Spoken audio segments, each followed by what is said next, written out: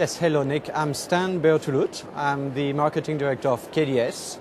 KDS is an end-to-end software provider, meaning that we provide solutions to book and to deal with expense reports.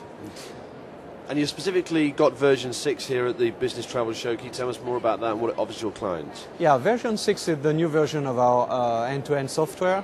It's a totally redesigned software, and this year we decided that the best way to show how good the product was actually to invite some of our key clients, key new clients in the UK to come and testify and meet with our prospects. So we've invited the Ministry of Defence, that was on our stand yesterday, and today people will be able to meet with JP Morgan Chase. And what do you think sets the product apart from your competitors? What do you think it offers the client specifically? Well, KDS has been an historical player in Europe. We actually were founded in Europe, and I believe one of our strengths is the amount of suppliers with whom we connect. We really have a full content. Another aspect that keeps us apart from the competition and enable us to lead the market in Europe is the fact that we are one of the only companies to provide an end-to-end solution, fully integrated solution. The booking side and the expense side are all within one single solution. And going forwards, what new developments can we expect from KDS, do you think, in 2008, 2009? Well, I think like other people in the internet world, we are all going to look at what the Web 2.0 technology can bring us. We are going to see how we can work with social networks, and obviously mobility is key, and we are definitely going to also explore new areas in the mobile device area. And what do you think are the latest travel trends among corporate travelers, among corporate bookers of travel? What are you seeing as the major trends that KDS is seeing? Well, as you know, end-to-end has been something people have been speaking about for a while.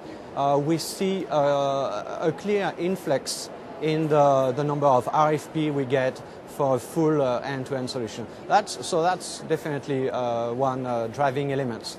Another aspect is that we historically have been dealing with large corporations, but we now see that smaller size companies are trying to optimize their travel. So you might see KDS moving with new solutions toward this SME market. And what do you see the major challenges for KDS going forwards? Well, the challenge is going to be able to keep on providing top-of-the-line solution to a global market. Europe has been our historical market.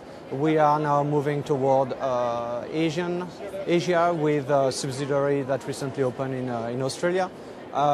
We've been present in the US for a while. We are going to increase our presence in this market, both directly and indirectly.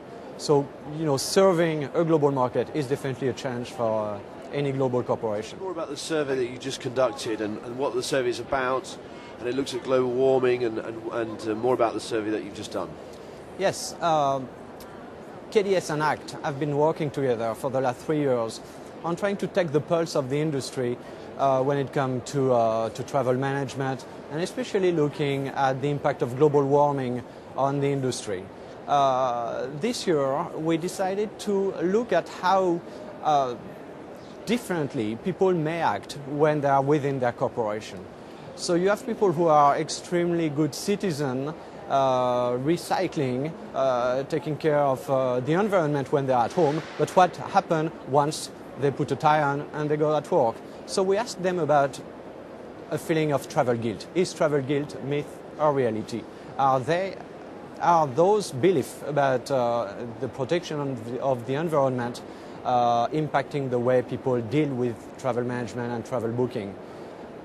Maybe unsurprisingly, most of the people said, well, when I'm at work, I count on my company to take care of the environment. And if my company is asking me to travel, I trust the company that they will do what they need to do to offset my trip or to take a good initiative. That was the case for 64%. However, a large percentage of the respondents said that, yeah, travel guilt play a part in the way they book their travel, they either want to totally reduce or cut their travel, or they are now looking for greener option. I think that was one of the many interesting elements in this survey. What do you think were some of the most surprising findings you found in the survey, do you think? Well, we were quite interested to see that it was maybe not a surprise, but it's an interesting fact that an increasing number of travel managers are now tasked with reporting their travel-related emission to their head of companies. That's a good trend for the industry. And this survey also shows that Europe and the UK are really leading the market when it comes to green initiatives. We saw quite a difference in the response from people in the industry based in the US and people based here in continental Europe and in the UK. So I think it's something we can be proud of. Do you think there's a difference between people's personal lives and people's corporate lives? Do you think some of the push and the pull is coming from companies thinking about what they should be doing, or individuals thinking that why isn't my company doing things? What do you think is the general sort of feeling between personal and sort of corporate lives? Well, that goes back to the question regarding travel guilt, I believe, and we saw that now that corporations are increasingly using self-booking tools, the responsibility is back on the individual to book, and that's maybe where travel guilt plays a role. When you have a choice between a greener option and a maybe more polluting one, we see that people are starting to book the greener options. Thanks very much. Thank you.